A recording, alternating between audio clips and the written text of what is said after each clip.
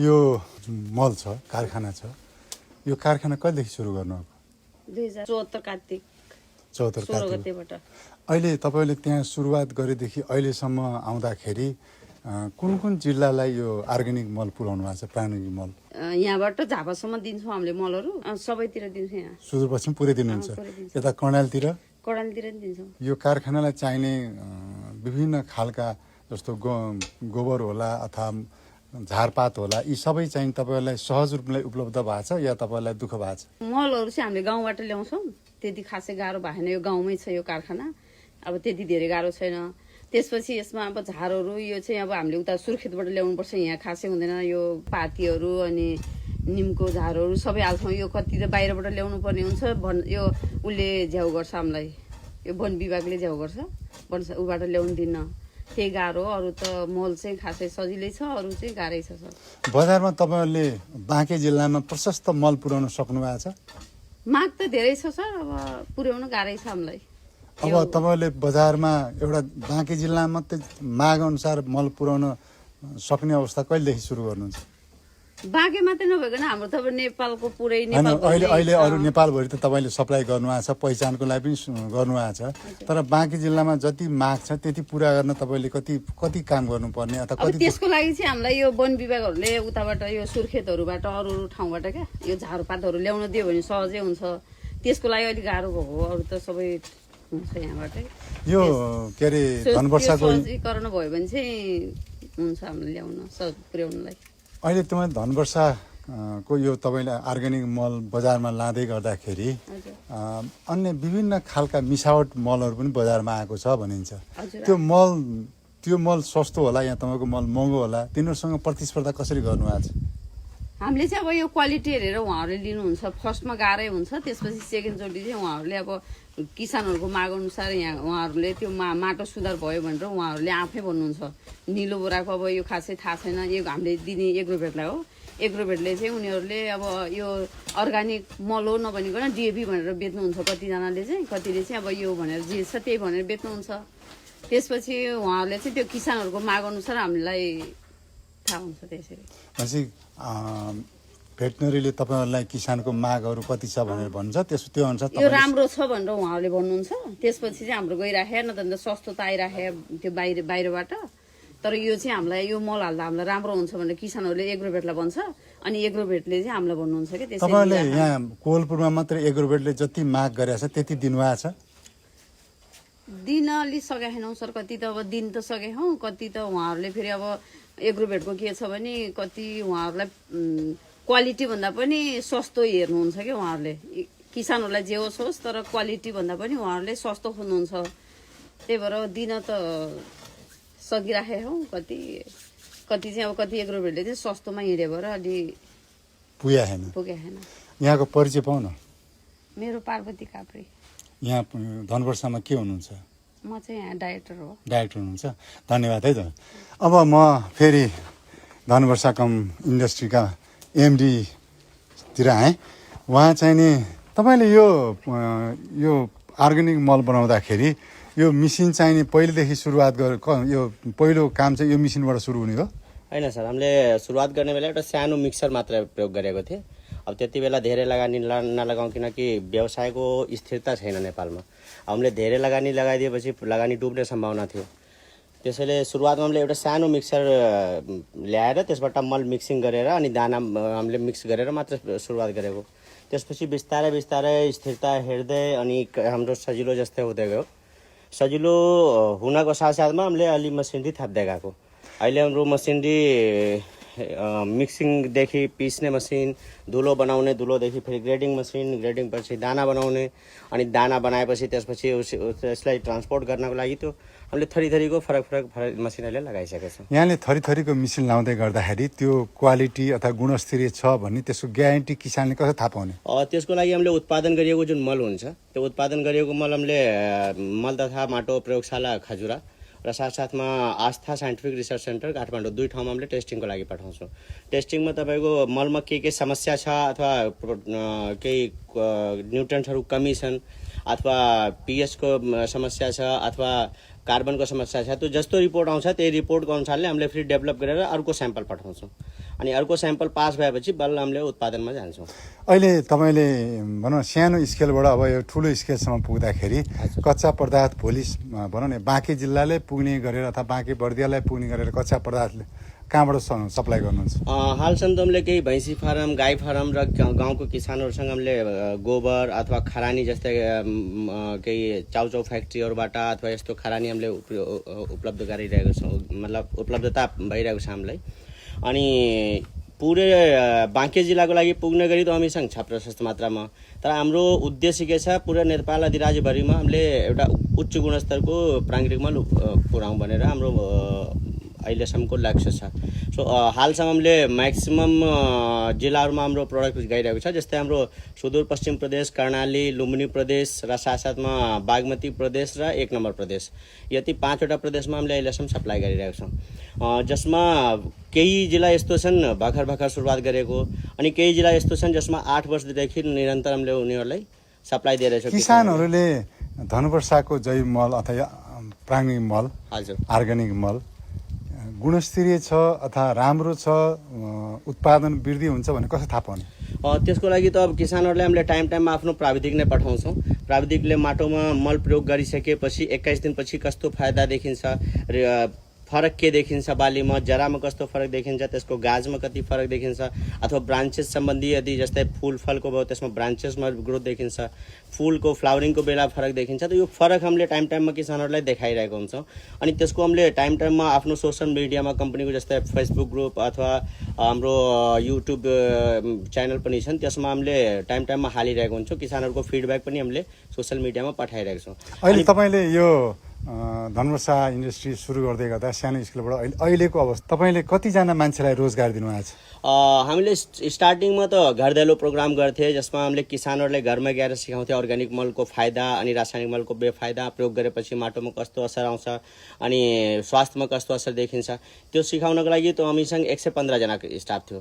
तर हाल हामीसँग घर दैलो प्रोग्राम हामीले बन्द गरिदिनको कारणले अहिले हामीसँग 23 जना कर्मचारी छन्। त्यो 23 जना कर्मचारी हाम्रो अफिस सम्बन्धी पनि छन्, उत्पादन सम्बन्धी पनि छन् अनि साथसाथमा हाम्रो बजार प्रतिनिधिहरू छन्। यो धेरै ठाउँमा टेक्निसियनहरू पाइँदैन भन्ने गुनासो हुन्छ, तपाईँले यस्तो यो अर्ग्यानिक मल बनाउने टेक्निसियनहरू चाहिने बाँकी जिल्लामै पाउनु भएको छ या बाहिरबाट ल्याउनु भएको छ? त्यसमा हाम्रो टेक्निसियन भनेको मतलब बाहिरबाट हामीले कसैले हायर गरेको छैनौँ। हाम्रो अनुभव प्राप्त जति छन्, हामीसँग 8 वर्षदेखि निरन्तर काम गरिरहेको जुन कर्मचारीहरू छन् तिनीहरूले टेक्निसियनको भूमिका निभाउँछन्।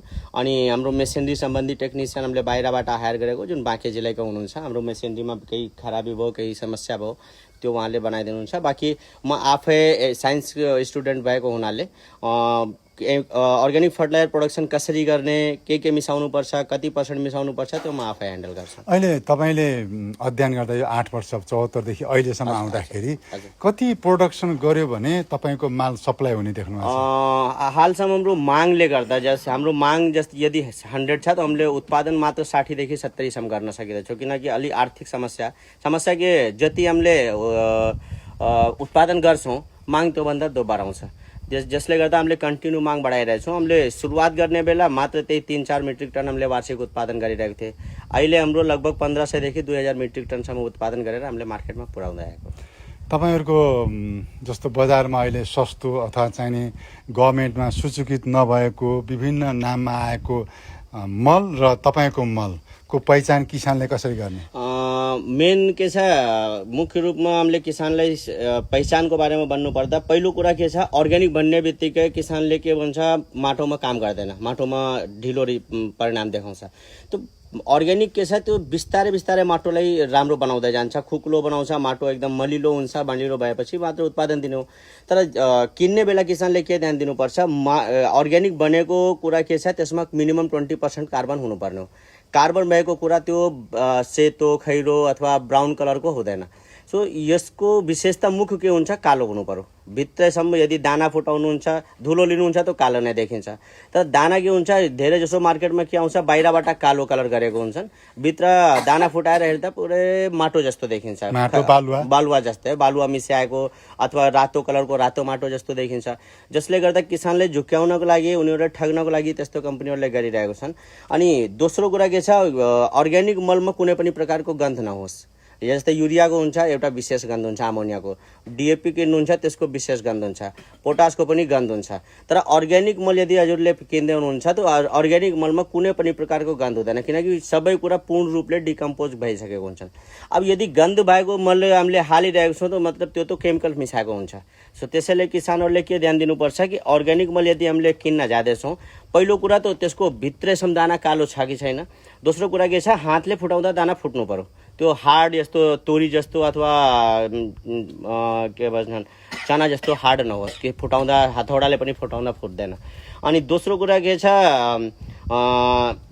प्रयोग गर्ने बेला अथवा हातमा लगाउने बेला त्यो हातमा उसको कलर नहोस् कलर किनकि यदि बाहिरबाट कोटिङ गरेछन् त कलर हुन्छ तर यदि भित्रैसम्म पुरै अर्ग्यानिक छ त्यसपछि त्यसमा कलरको कुनै अंश देख्दैन अहिले तपाईँले कतिजना यहाँका गाउँलेहरूसँग गोबर किन्नुहुन्छ हामी अहिले तीनवटा गाई र भैँसी फार्म छन् जसले डाइरेक्ट उता हाम्रो यता स्टक पुरै राखेका छौँ हामीले उनीहरूले टाइममा आफ्नो जति गोबर तयारी हुँदै गर्छ हामीलाई सप्लाई गरिराखेको हुन्छन् अनि वरिपरिको जति गाउँहरू छन् तिनीहरूको पनि हामीले पर्चेस गरेर सबै यहाँ स्टक कति एक ट्र्याक्टरको कति दिनुहुन्छ ट्र्याक्टरको अब मल मात्र मलको हामीले मात्र हिसाब गर्दैनौँ हाम्रो मल लोड गरेर यहाँसम्म पुर्याउने गरी हामीले हिसाब गर्छौँ हामीले 7,000 रुपियाँ पे गर्छौँ हरेक ट्र्याक्टरको जसमा 2000 देखि 2200 केजीसम्म गोबर हुन्छ तर त्यो ड्राई गरेर डिकम्पोज गर्दा हामीले एक ट्राली ट्र्याक्टरबाट लगभग 900 देखि 1200 केजीसम्म हामीले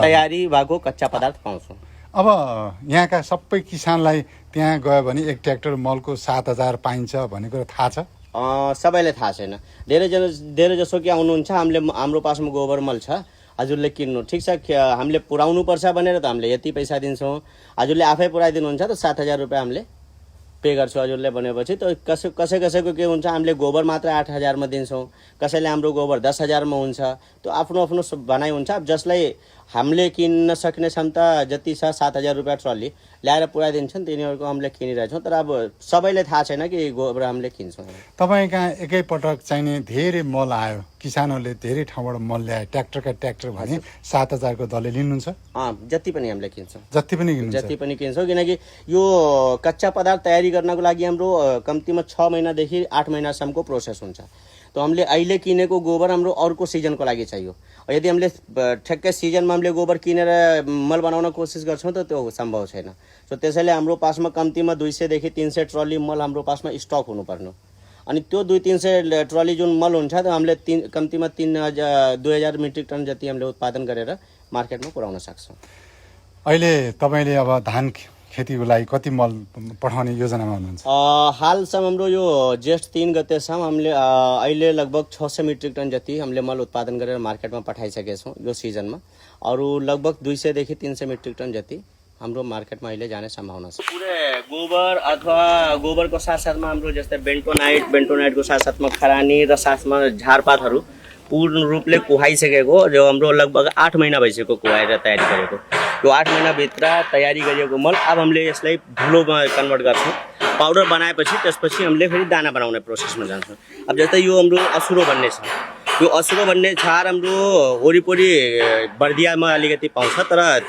बिचमा निकुन पर्नको कारणले यो ल्याउन गाह्रो छ सो त्यसैले हामीले सुर्खेतबाट मगाउँदा त्यो सुर्खेतबाट पनि हामीले चोरीको बाटो ल्याउनु पर्छ किनकि निकुञ्जले ल्याउन दिँदैन सो यस्ता खालको हाम्रो असुरो भयो तितोपाती भयो निम भयो यस्ता खालको हामीलाई झारपात चाहिन्छ त्यो अलि उपलब्धता हामीलाई यो हाम्रो बाँके जिल्लामा अलिक कम देखिन्छ यो हाम्रो कच्चा पदार्थ यस्तो हामीले पिसेर हामीले यो ग्राइन्डिङ मसिनमा पिसेर यसलाई हामीले 0.2 मेजको हामीले पाउडरमा कन्भर्ट गर्छौँ अब यो पाउडर हामीले फेरि दाना बनाउनको लागि प्रयोग गर्नको लागि जान्छ यो हाम्रो पुरा मेसिनरी सेटअप जुन छ यो सेटअपले पुरै हाम्रो कच्चा पदार्थलाई पाउडरमा कन्भर्ट गर्नको लागि मात्र हो त्यसपछि अर्को मेसिनरी हाम्रो भित्र दाना बनाउनको लागि हो तो पहिला पाउडरमा हामीले कन्भर्ट गर्छौँ पाउडरमा कन्भर्ट गरेर फेरि दाना बनाउने, दानालाई फेरि कोटिङ गर्ने, अनि त्यसमा लिक्विडहरू मिसाउने, अनि बल्ल ग्रेडिङ फिनिस बोर्डमा जान्छ। यो हजुरले हेर्दै हुनुहुन्छ, यो हाम्रो डिस्क ग्रेनुलेटर हो। यो डिस्क ग्रेनुलेटरको काम के छ, जति हामीले कच्चा पदार्थ तयारी गर्छौँ त्यसको हामीले पाउडर फर्ममा ल्याउँछौँ, अनि पाउडर फर्ममा ल्याएपछि यहाँ हामीले दाना बनाउने प्रोसेस गर्छौँ। यहाँ हाम्रो पाउडर फर्मलाई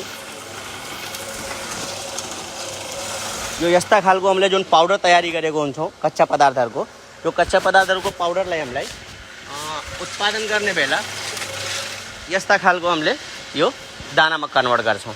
यो मसिनले पाउडरलाई दानामा परिवर्तन गर्छ, जसमा हामीले उत्पादन गरिएको हाम्रो कच्चा पदार्थ र केही लिक्विडहरू, जसमा हामीले लिक्विडहरूबाट न्युट्रिएन्ट्स पुर्याउने काम गर्छौँ, त्यो सबै लिक्विडहरूको मिश्रणबाट हामीले यहाँ दाना बनाइरहेको हुन्छौँ।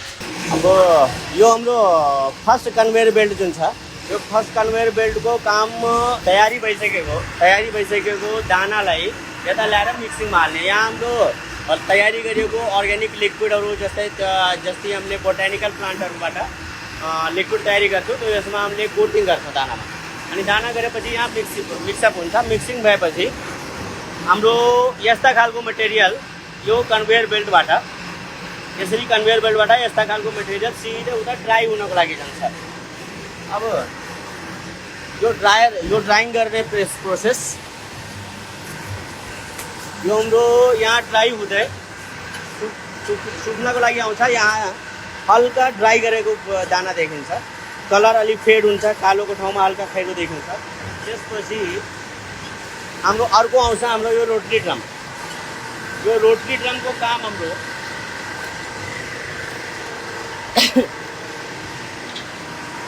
दानालाई अलिक सेप बनाउने, जुन दाना हाम्रो अलिक बेडोल साइजको अथवा सानो साइजको अथवा ठुलो साइजको हुन्छ त्यसलाई एउटा सेपमा यो रोटरी ड्रमले लिएर आउँछ, अनि यस्ता खालको प्योर फिनिस गुड हाम्रो तयारी हुनेछ।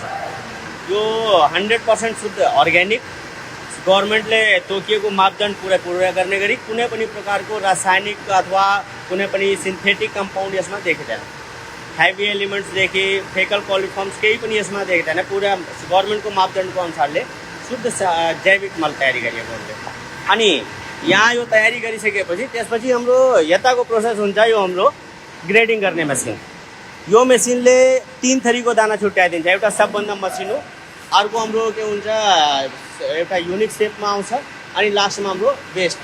सो यहाँबाट प्याकेजिङ गरेर हामीले मार्केटमा आफ्नो त्यो जैव शक्ति दानादार प्राङ्गिक मलको ब्रान्डमा हामीले यसलाई मार्केटमा लन्च गरिरहेको छौँ। जुन यो ठुलो साइजको दाना, यस्ता खालको दाना हाम्रो एकदम फिनिस यो मार्केटमा जानको लागि अहिले रेडी छ। यो प्रोडक्ट हाम्रो गभर्मेन्टको मापदण्डको अनुसारले गभर्मेन्टले बनेको मापदण्ड, जसमा nitrogen, phosphorus, potash, organic carbon, अनि त्यसपछि CN रेसियो, अनि साथसाथमा pH साथमा मोइस्चर सबै हामीले पुरै मापदण्डको अनुसारले यो मल तयारी गरेको हुन्छ। यो पर केजी के भाउ दिनुहुन्छ बजारमा? यो पर केजी डाइरेक्ट किसानले आएर किन्दा हामीले 38 रुपियाँ केजी दिन्छौँ, तर एग्रोबेटमा हामीले 35 to 37 रुपियाँ केजीसम्म हामीले पुऱ्याइरहेको छ। किसानलाई महँगो, एग्रोबेटलाई अलि एग्रोबेटहरूले फेरि एग्रोबेटको रेटमा किसानले दिएपछि एग्रोबेटहरूले अब्जेक्सन गर्छन्। हामीलाई त्यो एउटा रेटमा दिएपछि फेरि हाम्रो बिक्री गर्न गाह्रो हुन्छ। थोक रेट एउटा छ हजुर, थोक र हाम्रो खुद्रा रेट छुट्टै छ। कुनै किसानले थोकमा लिनु चाह्यो भने त्यो त्यही एग्रोबेटको रेटमा जान्छ। अनि कति केजीको चाहिँ तपाईँले बोरा छुट्याउनु? यो 50 केजी र 10 केजीको प्याकेजिङमा छ। 10 केजी ल्याउनु, अनि यस्तो मसिनबाट हाम्रो मसिनमा टाँसिएर केही मल यस्तो हुन्छ कि ठुलो साइजमा पनि तयारी हुन्छ। अब यो ठुलो साइजको दाना हामीले यसलाई फेरि प्रयोग गर्न मिल्दैन, त्यसैले यसलाई फेरि धुलो बनाएर डस्टमा परिवर्तन गरेर अनि दाना बनाएर फेरि हामीले मलमा कन्भर्ट गर्छौँ। यस्ता प्रोडक्टहरूको क्वान्टिटी अलि नाइट्रोजन, फस्फोरस, पोटास यसमा पहिलाभन्दा डबल हुन्छ, किनकि एकपटक हामीले बनाइसकेको छौँ, फेरि दोस्रो पटक हामीले दाना बनाउने बेला त्यति नै न्युट्रिएन्ट्स फेरि हाल्नुपर्छ। र यस्ता मलमा हाम्रो अलि बढी देखिन्छ नाइट्रोजन र फस्फोरसको पर्सेन्टेज। एक बोरा बनाउँदाखेरि तपाईँको लगानी अर्थात् लागत खर्च कति निस्कन्छ? एक बोरा 50 केजी बनाउँदा 50 केजी मल तयारी गर्दा हामीलाई लगभग 1400 रुपियाँ जति खर्च आउँछ एक बोरा मल तयारी गर्दा, जुन हाम्रो 1650 देखि 1700 रुपियाँसम्म जान्छ एउटा बोरा। सुरुवातमा त हामीले खासै लगानी लगाएन, बिस्तारै ग्रो गर्दै गरेको। यो विगत 8 वर्षदेखि हामीले जति अर्न गरेको जति फाइदा गरेको सब कम्पनीमा लगाएको हालसम्म हाम्रो कम्पनीको टोटल एसेट अथवा लगानी भन्नुहुन्छ त लगभग 8 देखि 9 करोड रुपियाँ हाम्रो लगानी छ तपाईँको यो 8-9 करोड लगानी गर्दै गर्दा बैंकहरूले अथवा वित्तीय संस्थाहरूले तपाईँलाई कतिको विश्वास गर्न थालेको छ? पहिला त विश्वास गर्दैन सबै कुरामा अब सासू ससुरा साला साली सबको सिग्नेचर पर्थ्यो यस्तो लोडिङ गराउने बेला अथवा ओडी थप्ने बेला हालसम्म त ब्याङ्किङको के छ सर हजुरले यति राम्रो गर्नुभयो हामीले 10 रुपियाँको लगानी लगाएपछि हजुरले 1000 को गरेर देखाइराख्नु भएको छ सो हजुरको काम गर्ने तरिका हेर्दा हामीले हजुरको सिग्नेचरमा मात्रै पनि हामीले लोन थप्न सक्छौँ भनेर सम्भव विश्वास गर्न थालेछ अहिले त म्याडमको र मेरो मात्रै कुनै पनि काममा दुईजनाको मात्र सिग्नेचर भए चल्छ न त स्टार्टिङमा त अब सासू ससुरा अनि साला साली सबको सिग्नेचर गर्नु पर्थ्यो अलि बिलिभ बढेछ ब्याङ्कले पनि कुनै पनि अलि समस्या पर्दा सर लोन थप्नुपर्छ अलि आवश्यकता थियो भनेपछि विदिन 1 मन्थ वा 45 डेजमा हामीलाई पुरै प्रोसेस कम्प्लिट गरिदिनुहुन्छ अहिले तपाईँको यो माल सप्लाई नभएर बजारमा सप्लाई नभएर मलाई त सप्लाई भएन के गर्ने होला भने त्यस्तो त्रास त छैन होला नि? त्यस्तो छैन हाम्रो सप्लाई भएन त्रास छैन हाम्रो कुरा के छ हाम्रो त्रास भएको उत्पादन जति चाहियो त्यति हामीले गर्न सकिरहेको छैनौँ माग बढी छ अनि हामीले जुन ठाउँमा पुर्याउन सक्दैनौँ त्यहाँ फेरि डुप्लिकेसी गर्ने जति छन् 2 नम्बरी मल अथवा डिएपी को नाममा बेचिदिने दानादार डिएपी बनेर बिक्री गर्ने अथवा बायो डिएपी बनेर बिक्री गर्ने यस्ता खालको थुप्रै कम्पनी फेरि त्यो मार्केटमा आउँछन् यदि हामीले मागको अनुसारले जति किसानले चाहियो त्यति उत्पादन गर्न सक्यो भने त सायद हामीले यो डुप्लिकेसीलाई हामीले रोक्न सक्छौँ कति जति तपाईँले उत्पादन गर्यो भने तपाईँले बाँके जिल्ला अथवा यो प्रदेश लुम्बिनी प्रदेश हामीले कम्तीमा वार्षिक 50,000 मेट्रिक टन उत्पादन गऱ्यौँ भने त हामीले कर्णाली लुम्बिनी र सुदूरपश्चिम प्रदेशले पुरै कभर गर्न सक्छौँ अर्ग्यानिक हामीले पुर्याउन सक्छौँ त्यो स्टेज कहिले पार गर्नुहुन्छ अब त्यो गर्नको लागि कम्तीमा 2 देखि 3 वर्ष लाग्छ हामीलाई हजुर अब तपाईँले यो धनवर्ष इन्डस्ट्री पाए टेक्नोलोजी प्रालीमा बस्दै गर्दा तपाईँले भन्नुभयो धेरै मिसावट खालका मलहरू बजारमा छन् भनेर त्यो मलहरू चाहिने मिसावट खालका मलबाट किसानहरूलाई पहिचान गराउनलाई मिसावट मल खरिद नगरून् भन्नको लागि चाहिँ यहाँको स्थानीय प्रशासन अथवा नेपाल गभर्मेन्टले केही कदम चालेको पाउनु भएको छ? मैले यसको लागि धेरै पटक कुरा गरिसकेको छु प्रदेश मन्त्रालयमा सङ्घीय मन्त्रालयमा ज्ञान केन्द्रमा नगरपालिका कृषि शाखामा पनि कुरा राखिसकेका छौँ कि सर यदि हामी सूचीकृत भएर एउटा लिगल तरिकाले काम गरिरहेछौँ हामीलाई टाइममा हजुरले निरीक्षण गर्नुहुन्छ हाम्रो मल कस्तो छ गुणस्तर कस्तो छ टेस्ट गर्नुहुन्छ त्यो कम्तीमा मार्केटमा भएको जति इलिगल तरिकाले आइरहेको छ तिनीहरूलाई पनि हजुरहरूले निरीक्षण त गर्नुपर्नु अनि निरीक्षण गरेपछि तिनीहरूको लागि कारबाही पनि केही कम्तीमा हुन जरुरी छ किनकि यदि एकचोटि हामीले निरीक्षण मात्र गरेर ल अबदेखि नगर्नु भनेपछि तिनीहरूको झन् मन बलियो हुन्छ उनीहरूले बलियो तरिकाले अझै गलत तरिका गर्नको लागि अगाडि आइरहेको छन् अनि निरीक्षण हुन्छ तर कारबाही हुँदैन तपाईँले यहाँ भएको जति पनि मल उत्पादन भएको मल छ नि ती बोराहरू कहाँ ल्याउनुहुन्छ? यो हामीले उत्पादन गरिएको मल जुन आफ्नो ब्रान्ड छ त्यो हामीले वीरगन्जमा एउटा निकोन केबी प्लास्टो छ उहाँसँग हामीले प्रिन्ट गराएर अनि यहाँ जान्छ होइन